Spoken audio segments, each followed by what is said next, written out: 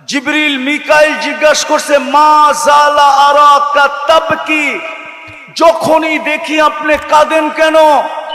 তো বলছে জিবরিল মিকাইল, উম্মতের জন্য আমার চোখের পানি থামে না। যে 23 বছর উম্মতের জন্য কাঁদে, আজকে ওই উম্মতকে দেখলে চিনা যায় না, ওকে জিজ্ঞাসা করতে হয় ইউ আর মুসলিম, তুমি কি মুসলমান? ওই উম্মতকে দেখলে চিনা যায় না। ওই উম্মত নবীর সুন্নতকে টিটকারি করে, নবীর সুন্নতকে নিয়ে মজাক উড়ায়, নবীর সুন্নতের বিরুদ্ধে কথা বলে। হায় হায় হায়, শুধু এইখানেই শেষ না, যে আরো সে যায় আমাদেরকে বলে নাই।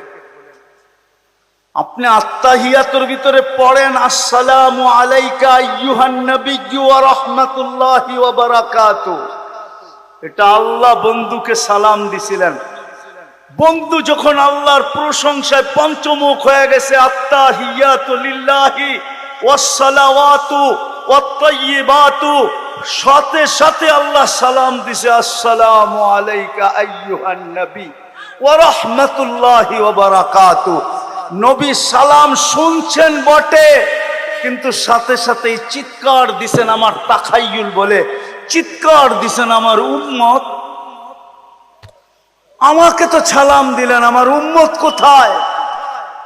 আল্লাহ মনে হয় জিজ্ঞাসা করছে, বন্ধু এই টেবিলও উম্মত, এইখানেও উম্মত?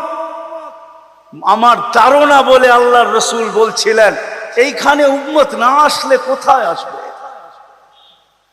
আর আমি উম্মতকে ভুলি তো ভুলি কি কইরা? হোক না আরশের উপরে, হোক না আপনার পাশে, আমি উম্মত ভুলি কি কইরা? তারপরে বলছে আপনি উম্মতের জন্য কি চান? তো নিজেই জবাব দিছে ওয়ালা ইবাদিল্লাহিস সালিহিন, এটা নবীজির জবাব। আমাকে যতটুকু দিছেন আমি উম্মতের জন্য ততটুকু চায়া নিলাম। ওই উম্মত আজকে মনে করে শুধু মিলাদ করলেই শেষ, মিলাদ পড়লেই শেষ। আমাকে ভুল বুঝেন না, লানত আমাদের জিন্দেগির উপরে। শুধু ঈদ করলেই শেষ, শুধু জুমার দিন মসজিদে মিলাদ পড়ায়া দিলেই শেষ। মিলাদের অর্থ জানেন? মিলাদের অস্বীকার কেউ করে না। মিলাদ অর্থ হলো জন্ম, মুহাম্মদুর রাসূলুল্লাহর আবির্ভাব বা জন্ম। এটা দুনিয়ার কেউ অস্বীকার করে না, এমনকি কাফের পর্যন্ত করে না। এই উলামা কোত্থেকে করবে? কাফেরও তো অস্বীকার করে না, করে নাকি? মিলাদ মানে হলো কি? জন্ম। আপনার সাথে আমার সাথে মিলাদের কোনো বিরোধ নাই, শুধু একটা পদ্ধতির বিরোধ। আপনি তো বলেন খুশি একদিন মানায় শেষ করে দেওয়া। আরে খুশি তো তুই 24 ঘন্টা মানাবি যে আমি উম্মতে মুহাম্মদ। 365 দিন তুই খুশিতে নাচতে থাকবি, যাকেই দেখবি তাকেই বলবি চিনিস। হায় হায়, সামান্য চামচ হয়ে যদি মাটি দিয়া না হাঁটে, আমি বুঝানোর জন্য বলতেছি, কাউকে ক্রিটিসাইজ করার জন্য না। আমরা এই দেশে জন্ম তো, আর এই দেশেই আমরা ট্যাক্স দেই। হ্যাঁ, আবার মনে করেন না হুজুর দিকে ট্যাক্স দেয় না, না না, ট্যাক্স দেই। আমরা এই দেশেই জন্ম তো, আর এই দেশেই ট্যাক্স দেই। সামান্য একটা পদস্থ মানুষের অধীন নৈকট্যবান হইলে, কাছের লোক হইলে আর জমিন দিয়ে হাঁটতে চায় না।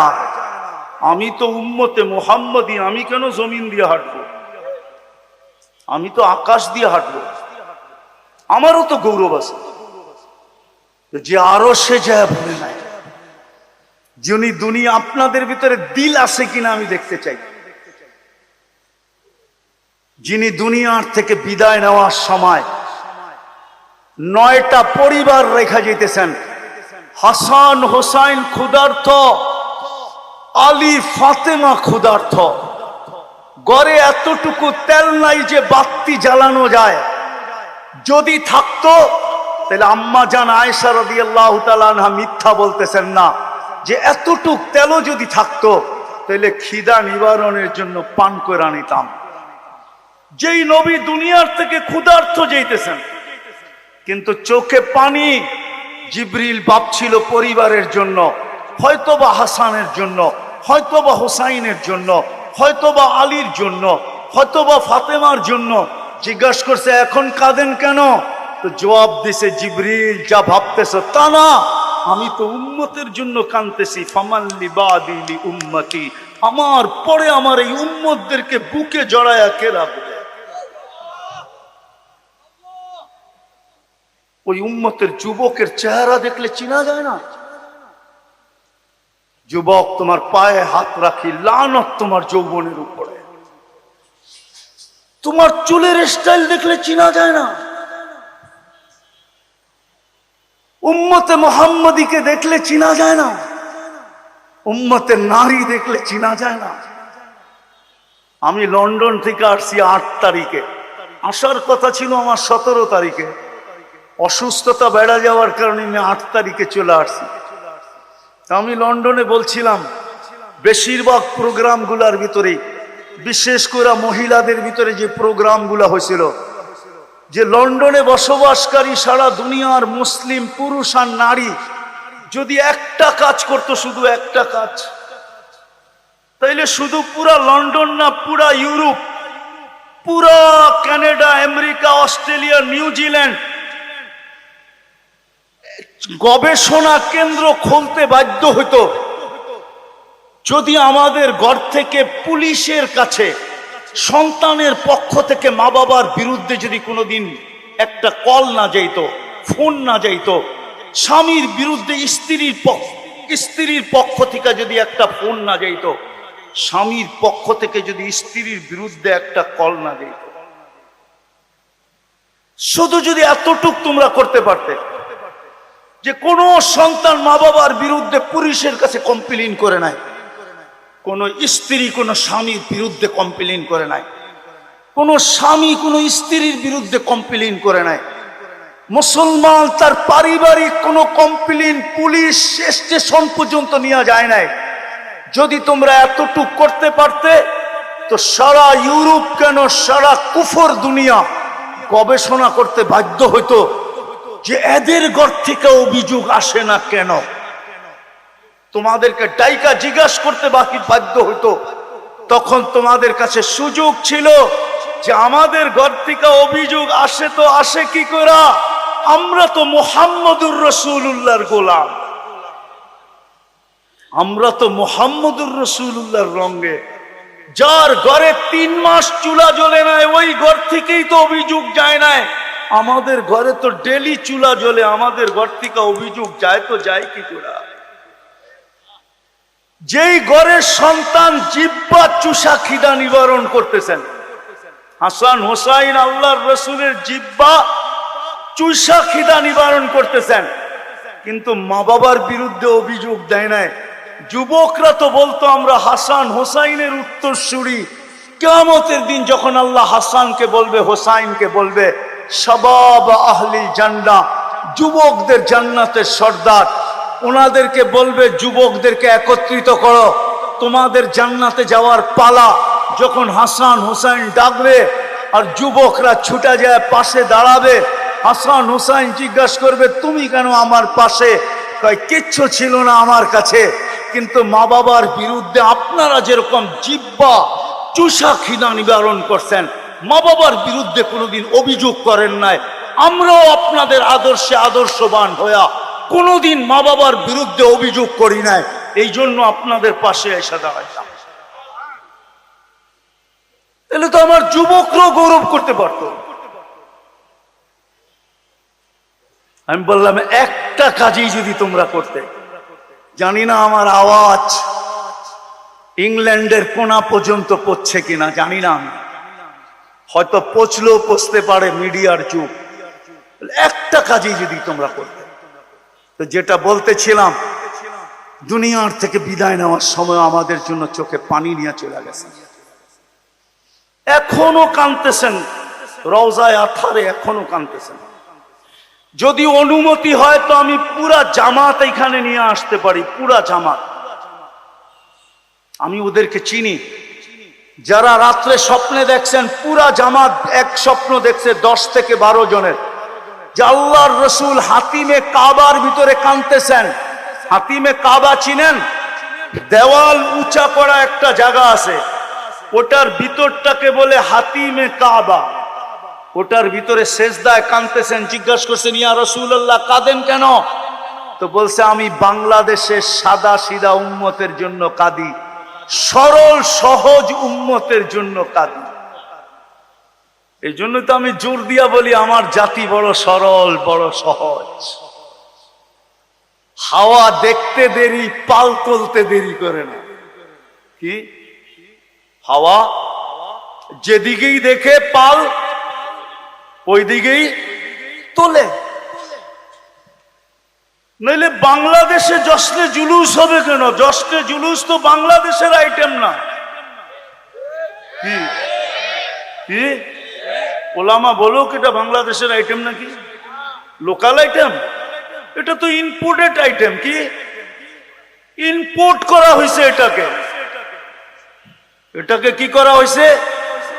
ইম্পোর্ট করছে। জানি না ইম্পোর্টারকে হবে কেউ, নাইলে তো এইটা এই দেশের প্রোডাকশন না। এই দেশের ইতিহাস বলতে গেলে আমি অন্যদিকে চলে যাব। আপনি জানেন না আপনার দেশের ইতিহাস? জানেন এই দেশের দুইটা শক্তি আছে। কয়টা? একটা বাহ্যিক শক্তি আর একটা আধ্যাত্মিক শক্তি, যেটা এটার মাটির ভিতরে লুকানো আছে। কোথায়? কত? 1400 বৎসর ধরে মাটির নিচে লুকানো আছে, আরো বেশি হবে। আপনি বাংলার মাটির ইতিহাস জানেন না? এর যে একটা আধ্যাত্মিক শক্তি আছে এই মাটির নিচে লুকানো। বলবো, আল্লাহর রসুল হিজরত করেন নাই মক্কায়, তখন 3 সাহাবী এই জমিনে চলে আসছেন। 4 সাহাবী, আবু ওয়াক্কাস, ওহাব ইবনে মালিক, কাসেব ইবনে হুযাইফা, উরওয়া ইবনে সাসা, 2 জন এইখান থেকে চীনে গেছেন। আবু ওয়াক্কাস গোয়ানজুতে, ওহাব ইবনে মালিক মঙ্গোলিয়ার বর্ডারে। 2 সাহাবী ইতিহাসবিদরা বলে এই জমিনের ভিতরে এখনো ঘুমানো আছে। কাসেম ইবনে হুযাইফা, উরওয়া ইবনে সাসা। এই জন্য বাংলার মাটির একটা ইতিহাস আছে। এটা নিয়ে যদি কেউ বেশি খেলতে চায় তো তখন এই মাটি চায় ওকে রান আউট করতে। যদি রান আউট না হয় তাইলে এই মাটি চায় ওকে ক্যাচ আউট করতে। যদি ক্যাচ আউট হইতে না চায় তো এই মাটি ওকে বোল্ড আউট করে। আর যদি বোল্ড আউট হইতে না চায় তো এই মাটি ওকে ছক্কা মাইরা বাউন্ডারির বাহিরে করে। এটা হলো এই মাটির আধ্যাত্মিক শক্তি। কি কি মাটি প্রথম দেখে কি করতে? রান আউট করতে, তারপরে বোল্ড আউট করতে, তারপরে ক্যাচ আউট করতে। যদি তিনটাই না হয় তখন একবারে ছক্কা, একবারে। এটাই মাটির আধ্যাত্মিক শক্তি। আপনি বাংলা সন কত? 1400। আরে কন্যা কত? 1438 দুর্মিয়া 1433। আরবি হইল 1400, হিজরি হইল 1448। বাংলা বহুত পুরানো জমানা, নবীজির জমানার কাছাকাছি বাংলা। বিদায় এটার একটা আধ্যাত্মিক শক্তি আছে, কেউ জানে না। ও ইতিহাসের ছাত্রই না কোত্থেকে জানবে? আমার থেকে শুনা নেন। আর একটা বাহ্যিক শক্তি আছে। এই জন্য বাংলাদেশটা নড়ে চড়ে পড়ে, নড়ে চড়ে। শতবার ভূমিকম্প আসছে, কোনোদিন বিপর্যয় ঘটে নাই। ঠিক না? এই মাটিকে 7.8 পর্যন্ত ধাক্কা দিয়া দেখছে। ঠিক না? আল্লাহ বলে এটা নড়বে চড়বে পড়বে না। কেননা বাহ্যিক এক শক্তি দিয়ে আমি এটাকে গঠন করছি। পাও বাড়াইতে দেরি, মসজিদ পাইতে দেরি হয় না। 40,000-এর উপরে হেফজোখানা। কত? আরে জানেন 40,000-এর উপরে হেফজোখানা। এই ভিক্টোরিয়া পার্কের হেফজোখানার ছেলেরা সুবে সাদেক হওয়ার 1 ঘন্টা আগে উঠে সর্বপ্রথম কোতোয়ালিকে, এবং কোতোয়ালিতে যতগুলা হেফজোখানা আছে ছেলেরা সুবে সাদেক হওয়ার 1 ঘন্টা পূর্বে উঠে সর্বপ্রথম এই থানাটাকে আধ্যাত্মিক সুরক্ষার চাদর দিয়া ডাকে, তারপরে আল্লাহর কালাম পড়তে বসে। নড়বে তো নড়বে, চড়বে তো চড়বে, পড়বে তো পড়বে কি করে? এটা তো চাদর দিয়া ঢাকা। শুধু এখানেই শেষ না, 40,000 হেফজোখানা, এর চেয়ে বেশি মাদ্রাসা, লক্ষ লক্ষ ওলামায়ে কেরাম।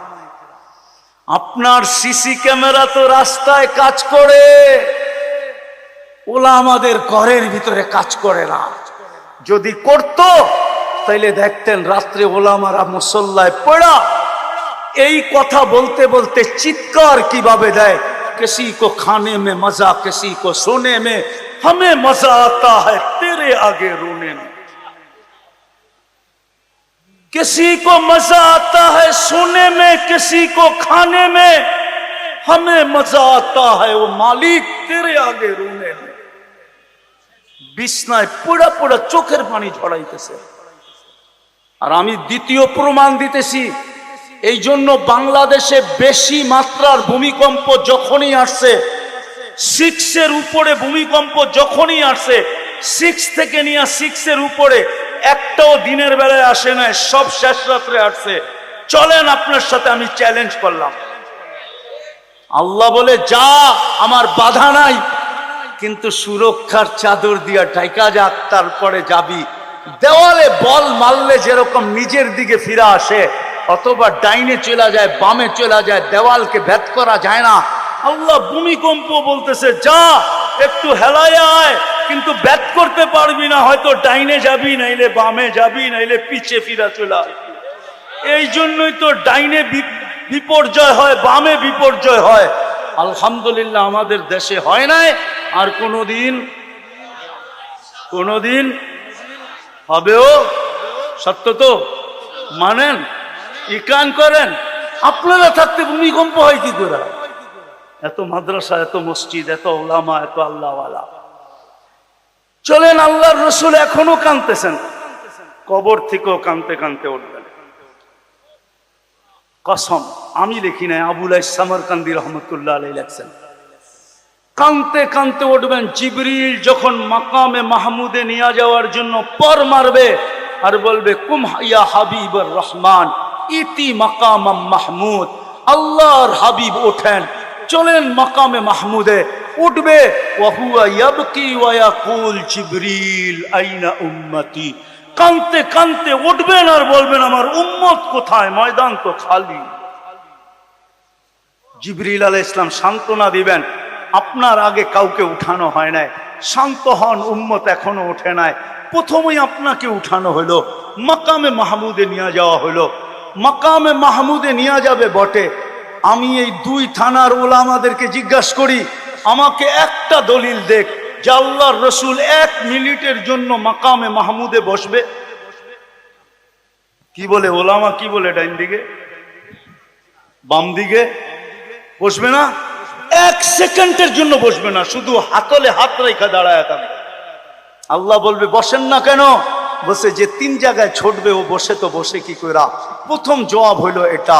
দ্বিতীয় জবাব হইল আমি বসলাম, মাকামে মাহমুদ যদি আমাকে জান্নাতে নিয়ে চলে গেল তাহলে আমার উম্মতের কি হবে?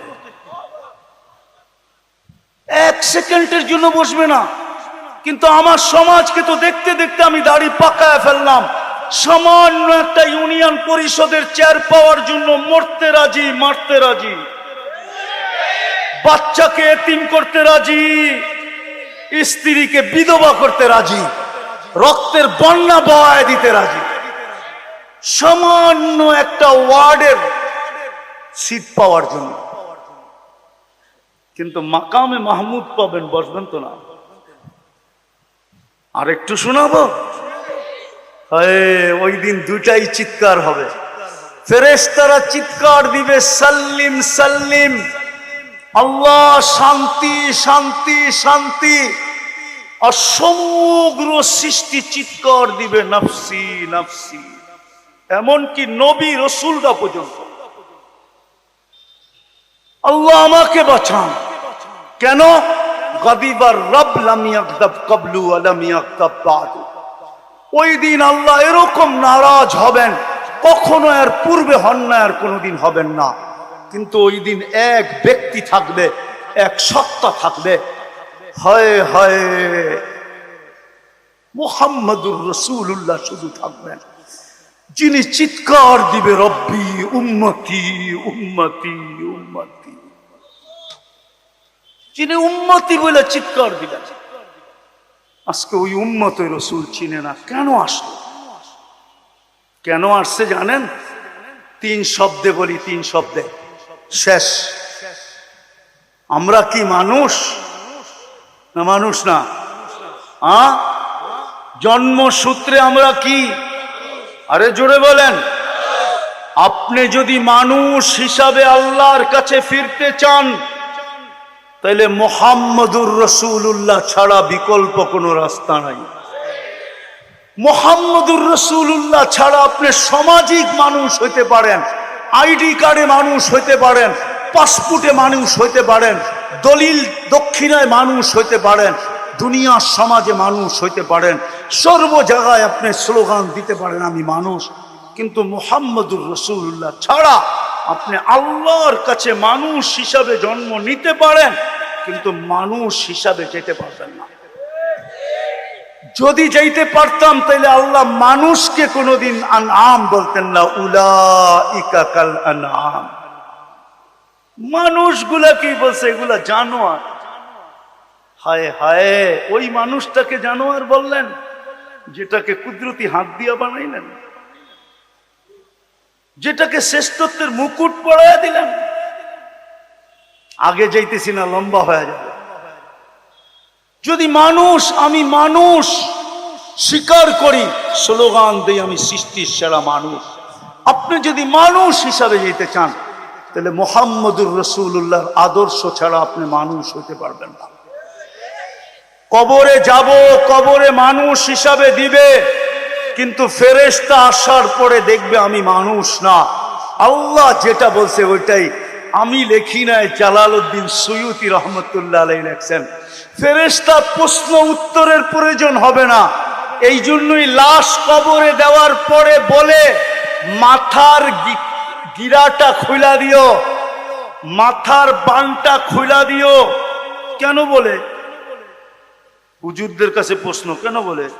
কি আপনারা মাথার বানটা খুলা দেন না কেন? মুনকার নাকির আইসা প্রথমেই চেহারাটা উঠায়া দেখবে। মানুষ যদি হয় তো মানুষই থাকবে, আর যদি মানুষ না হইলো তো বিকৃত হয়ে যাবে।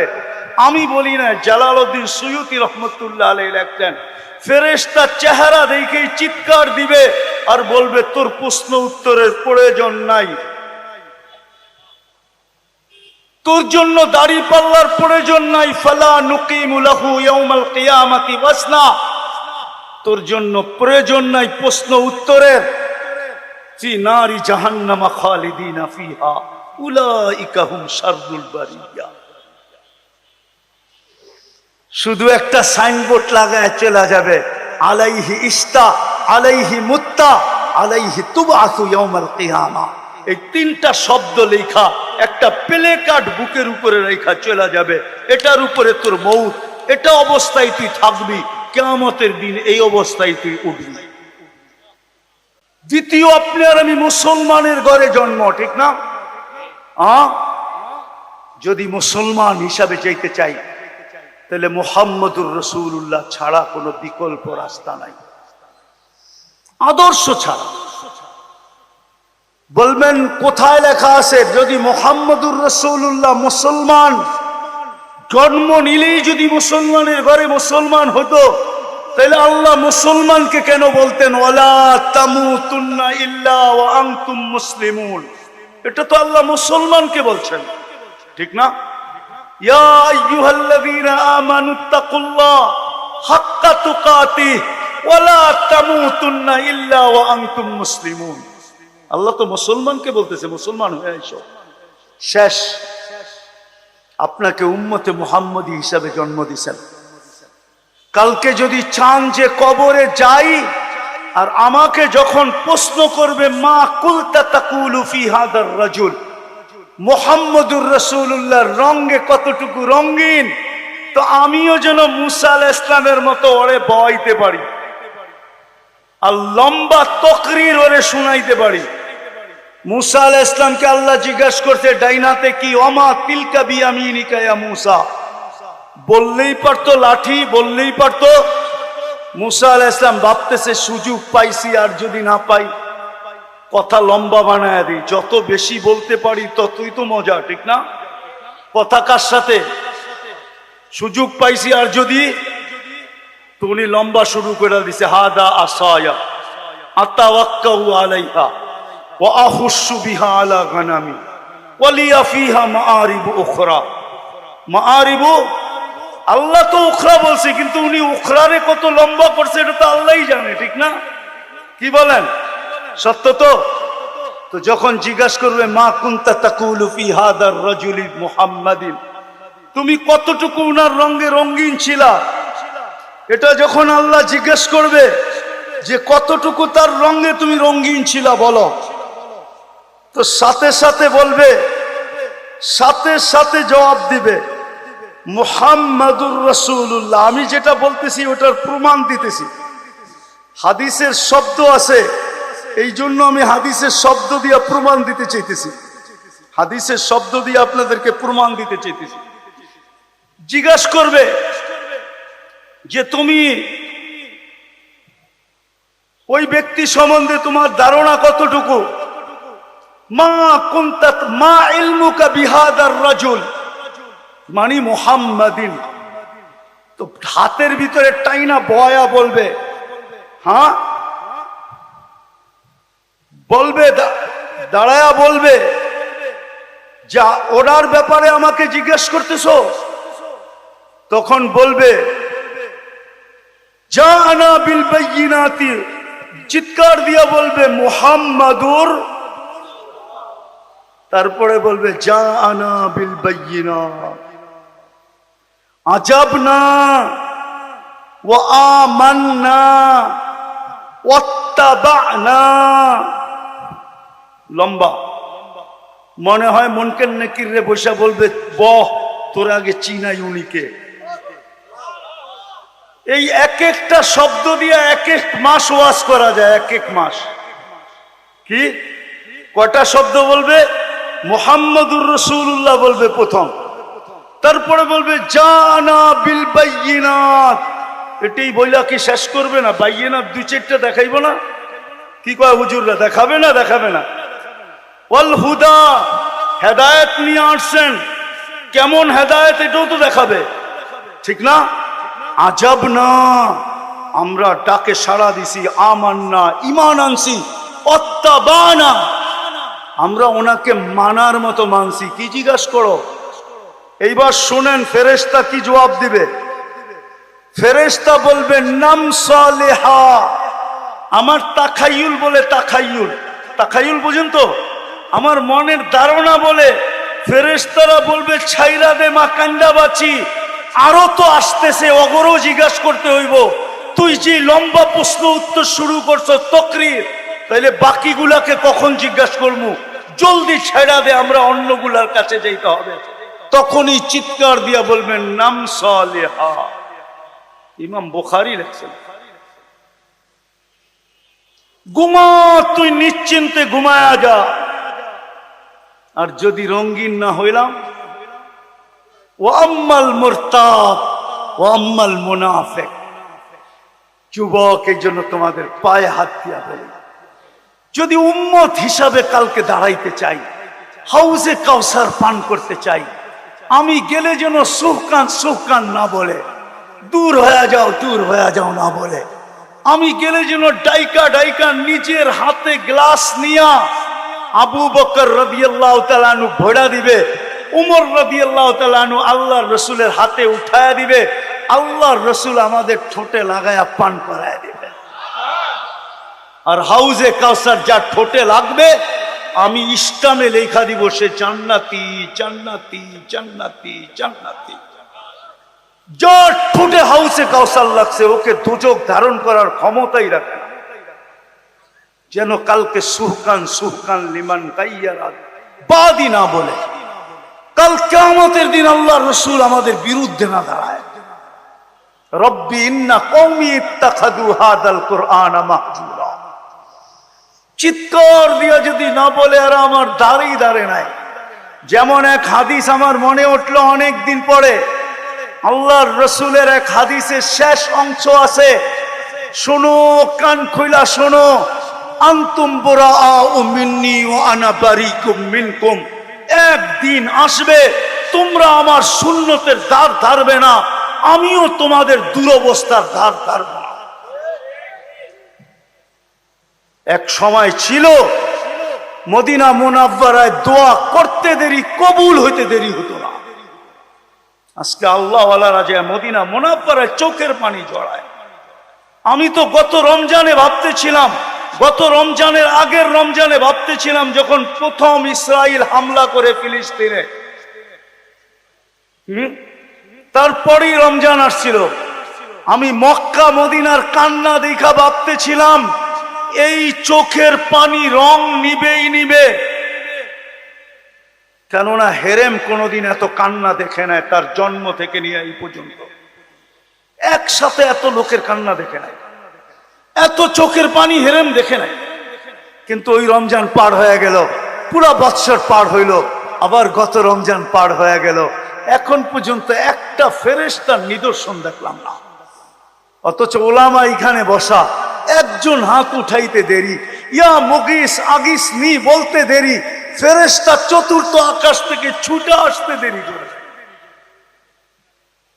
এই জন্য পায়ে হাত দিয়ে বলি আসেন, যদি নিজেকে মানুষ হিসাবে কবরে পৌঁছাইতে চাই, মুসলমান হিসাবে কবরে পৌঁছাইতে চাই, আল্লাহর রাসূলের সামনে যদি দাঁড়াইতে চাই, তাইলে আদর্শের বিকল্প নাই, রঙের বিকল্প, আদর্শের বিকল্প। এই জন্যই মডেল হয়ে উনি আসছেন, ওনার কেরিয়ারের কোনো বিকল্প নাই। আসেন তওবা করি, যা হয়ে গেছে হয়ে গেছে। রাজি তওবা করতে? রাজি? কে কে রাজি দেখি? তাইলে বলেন আল্লাহ অতীত জীবন থেকে তওবা করলাম। বলেন বলেন বলেন, অতীত জীবন থেকে তওবা করলাম। আপনি আমাদের তওবা কবুল করেন। নামা আজকের থেকে অঙ্গীকার করেন যে একটা সুন্নত হইল আমি